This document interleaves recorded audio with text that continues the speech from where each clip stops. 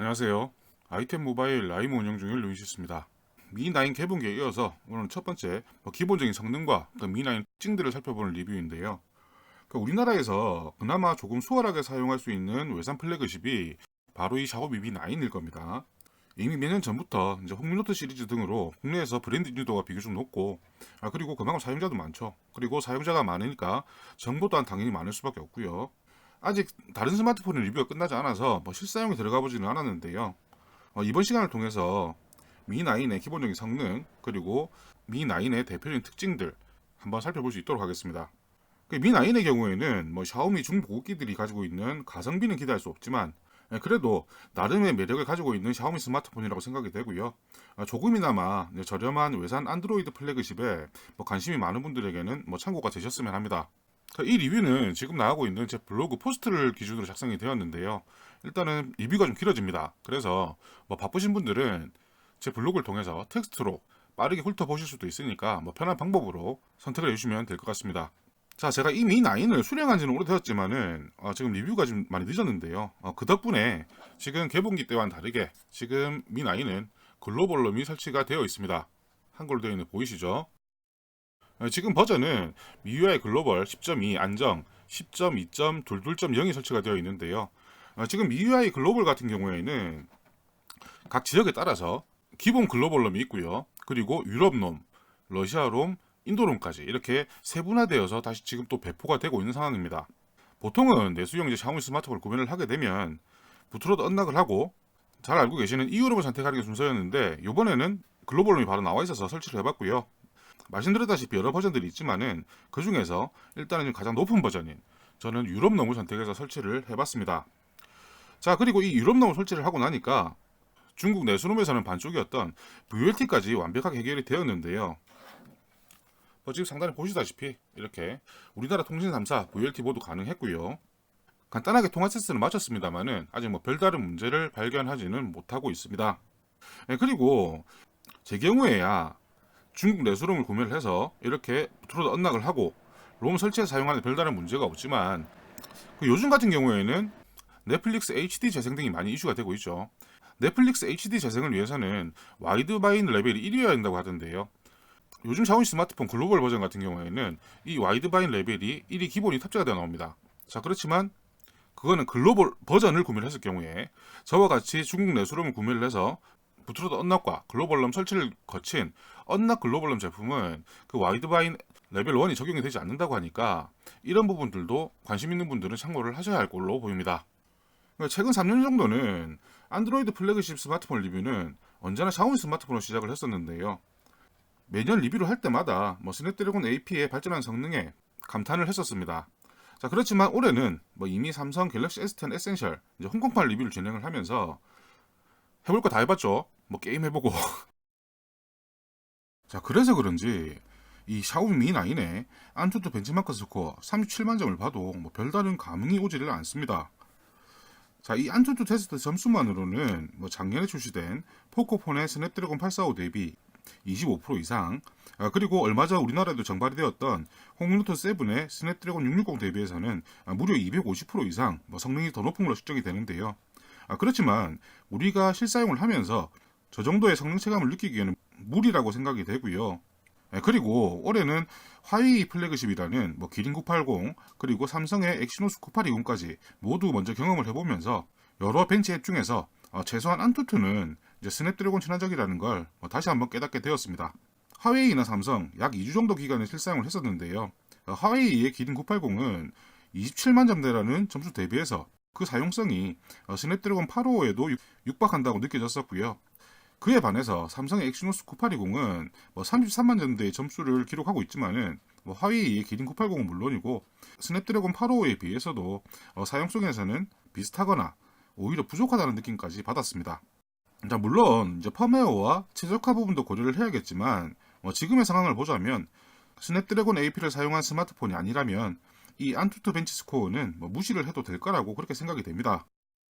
CPU만의 성능을 보자면 멀티코어보다 싱글코어의 성능 향상폭이 더 크다는 것도 알 수가 있는데요. 어차피 이 정도의 성능 차이로는 대용량 앱들의 실행에서 조금 차이를 보일지언정 일반적인 사용에서는 스냅드래곤 845와 스냅드래곤 855 간에 속도 차이가 발생을 한다고 보기에는 좀 무리가 있을 거라 봅니다. 자, 그러면 이제 금방 안투투와 긱벤치 스코어로 보셨다시피 이제 그 정도의 점수 차이는 어느 정도의 성능 차이가 나는지 확인을 해볼 수 있도록 하겠습니다. 자, 이미 저는 스냅드래곤 855를 탑재한 다른 기기를 사용을 해봤기 때문에 이 845의 성능 차이를 알고는 있습니다. 자, 일반적인 웹브라우저 실행 정도로는 이 둘 차이가 거의 발생을 하지는 않고요. 열리는 속도나 이런 부분들 다 동일합니다.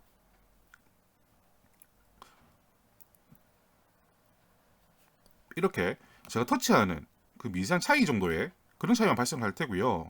실제적인 성능의 차이는 없다 그렇게 보셔도 되겠지만은 이제 이런 차이는 안투투 벤치 이상의 대용량 앱을 실행하게 되면 조금씩 차이가 벌어집니다. 자, 안투투 먼저 실행 한번 해볼게요.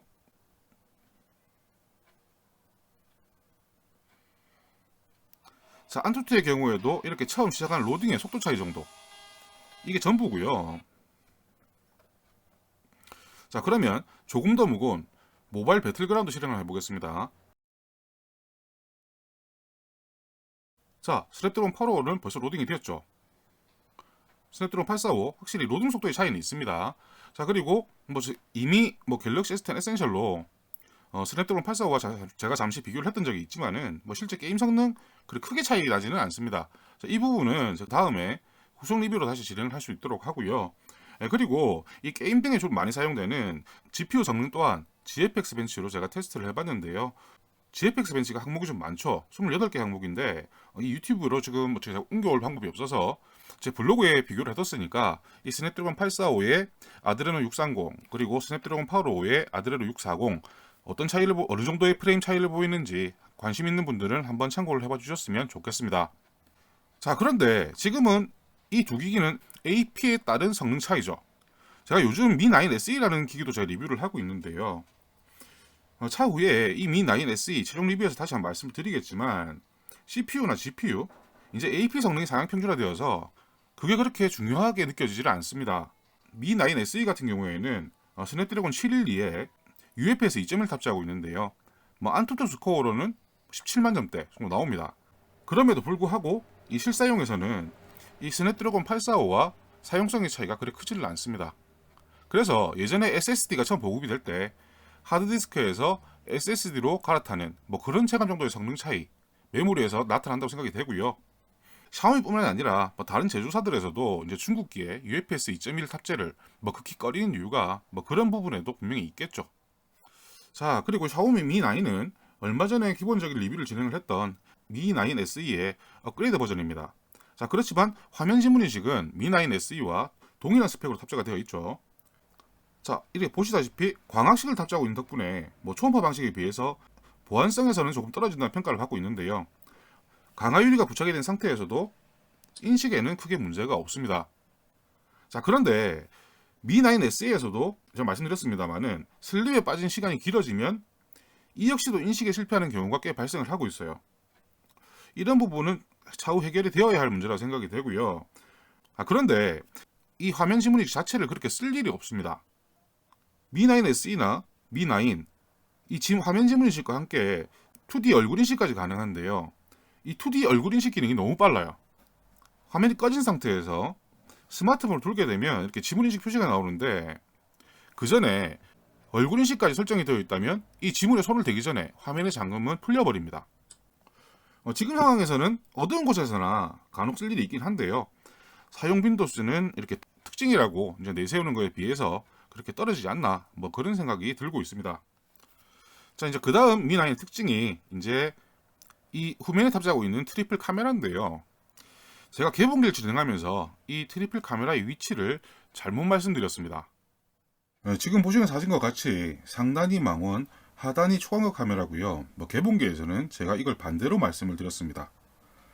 그 Mi9 SE와는 다르게 샤오미 공홈에 별도의 카메라 안내가 없어서 이제 막연히 각객권의 생각을 했었는데요. 그게 아니라는 걸 활동하고 있는 카페 회원분께서 알려주셨고요. 이 부분은 바로 잡습니다. 그리고 이미 Mi9 SE 등과 함께 카메라 테스트도 진행을 했었는데요. 이 또한 심각한 오류가 발견되어서 테스트는 차후에 다시 진행을 해야 될 것 같습니다. 대신에 이제 기본적인 카메라의 느낌만을 살펴보자면 Mi9 SE의 주원 카메라 리뷰에서도 말씀을 드렸다시피 스펙 자체가 동일한 메인 카메라의 경우에는 역시나 상당히 괜찮은 느낌의 사진들이 나옵니다. Mi9 역시도 이제 소니 IMX586 센서 하나만을 사용한 4800만 화소 촬영이 가능하고요. 망원의 경우에는 Mi9 SE 대비해서 이제 화소는 조금 더 크고 조리개 또한 조금 더 밝지만 센서 크기에서는 오히려 0.12 마이크로미터 작아져 버렸습니다. 그 덕분인지 주간 사진의 경우에는 선해도에서는 큰 차이가 없지만 색감에서는 현실성이 좀 떨어진다는 느낌을 받고 있고요. 사진 전체가 너무 밝게 나와 버렸습니다. 초광각의 경우에도 이제 화소와 조리개는 Mi9 SE 대비 스펙이 높은데요. 이 역시도 센서 크기에서는 0.12 마이크로미터 더 작아졌고요. 대신에 초광각의 경우에는 화소만 다를 뿐 사진 품질에서는 차이를 느끼지 못하고 있습니다. 자, 이외에 초광각 카메라는 최대 4cm의 매크로 촬영 또한 지원을 한다고 하는데요. 이 부분은 다음 카메라 리뷰에서 다시 한번 다룰 수 있도록 하고요.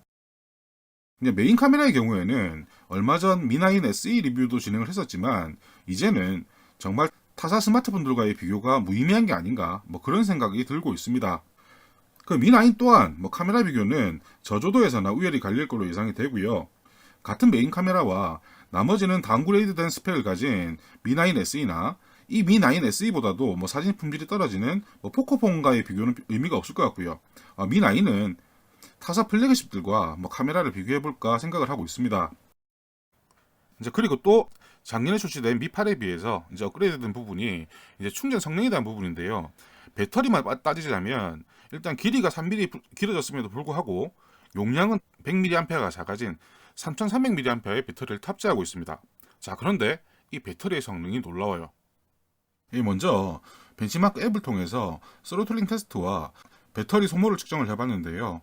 6.4인치 액정과 성능을 고려했을 때는 배터리 소모는 그렇게 크지 않은 느낌입니다.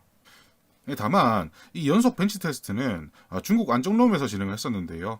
지금 표에서 보시는 바와 같이 긱벤치 테스트는 3회차에서 알 수 없는 오류로 테스트가 중단되는 일이 발생을 했습니다. 보통 글로벌 롬보다 중국 롬의 최적화 수준이 높은 편인데 샤오미 스마트폰에서는 저는 처음 당한 일이라서 얼떨떨하게 됐었는데요. 부트로드 언락 이전에는 Mi9의 동작 자체가 불안정하다는 느낌을 종종 받기도 했었고요. 물론 글로벌 롬을 설치하면서 초기화를 거친 지금은 그런 느낌이 전혀 없습니다. 그리고 아직 실사용 전이라서 동영상 연속 재생 테스트도 진행을 했는데요. 놀라운 결과가 나왔습니다.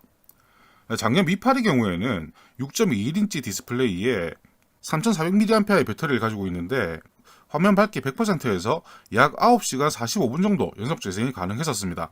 자, 그런데 이번 Mi9의 경우에는 디스플레이 사이즈는 오히려 더 커졌고 배터리가 100mAh 줄었음에도 무려 16시간 10분 정도 재생이 가능했는데요.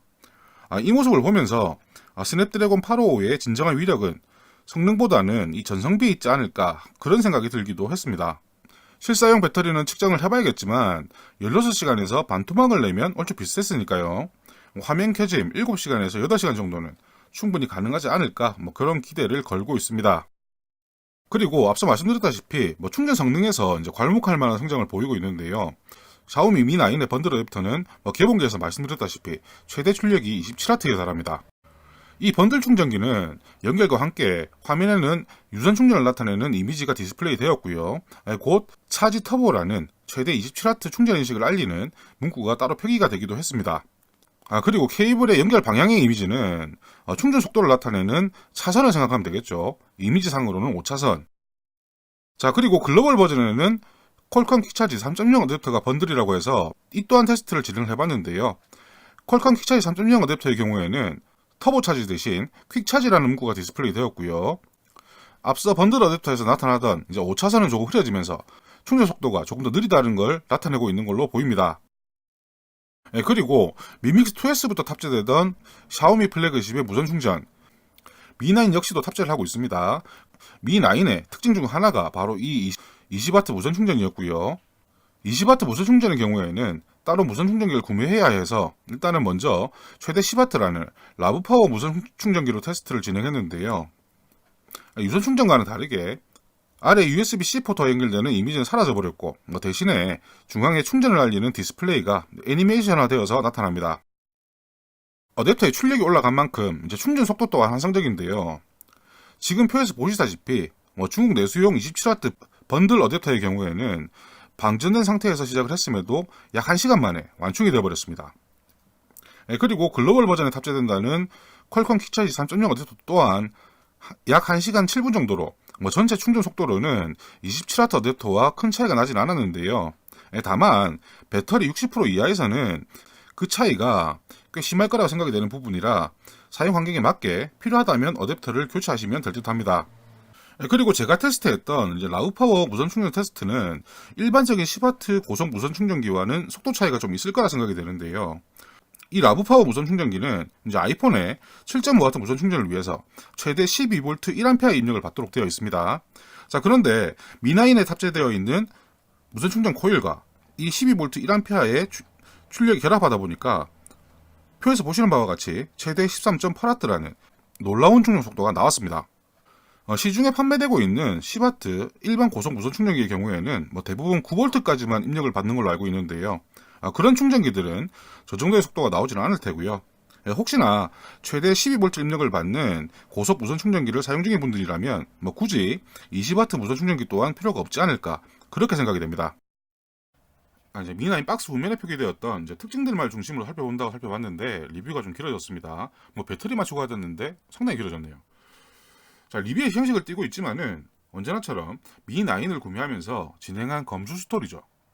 언제나 이 정도는 테스트를 해야 별 문제 없이 사용할 수 있겠구나, 그런 생각이 들어서 어쩔 수 없이 이렇게 테스트를 하고 있고요. 스냅드래곤 8호의 성능이 어디 가는 것도 아니고 거기에 충전 빠르고 카메라 잘 나오는 것 같고요.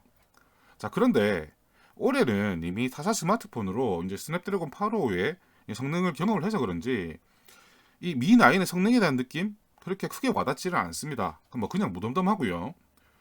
카메라 또한 메인 카메라는 이미 Mi9 SE로 대충 경험을 한 상태라서 분명히 Mi9 SE와 ISP에 따른 차이는 있겠지만은 얼마나 더 나을까 살짝 궁금한 그런 정도입니다. 대신에 지금까지 여러 샤오미 플래그십들을 사용해 보면서 언제나 만족하지 못했던 부분 바로 배터리였는데요. 이번에는 이 Mi9이 그 배터리에 대한 불만을 해소해 주지 않을까, 그런 기대감이 현재는 가장 큰 상태입니다.